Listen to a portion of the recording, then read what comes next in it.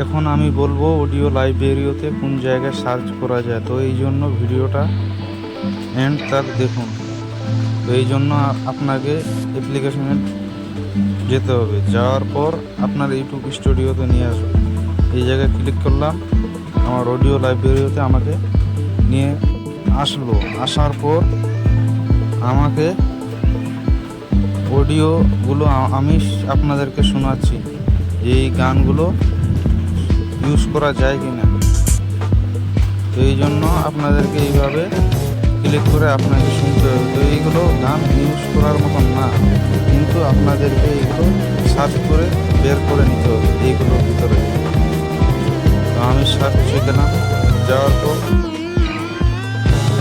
আমি সার্চ করলাম, এই গানটা আমি সিলেক্ট করলাম। তো এই রকমের গান আমাদের চলে আসবে এই জায়গায়। তো আপনারা এই জায়গায় শুনতে পারেন যে এইসব গান এই জায়গায় পাওয়া যায়। তো এইভাবে সার্চ করার পর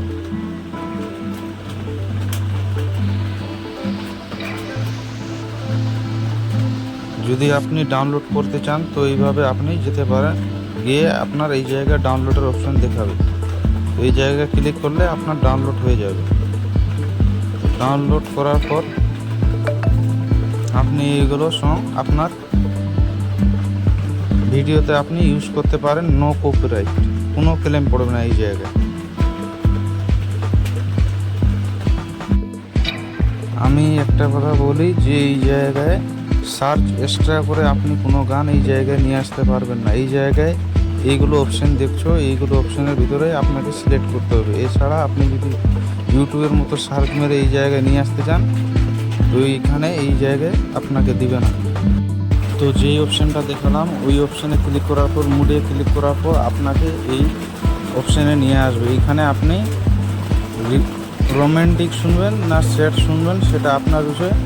তো যেটা আপনি ক্লিক করবেন সেই প্রোফাইলে আপনার সামনে এইভাবে চলে আসবে। আসার পর আপনি এইখান থেকে সংগুলো শুনে আপনি সিলেক্ট করে আপনি ডাউনলোড করে নিতে পারেন। ভিডিওতে কোন পার্টটা আমি মিস করলাম সেটা কমেন্ট বক্সে জানিয়ে দিও।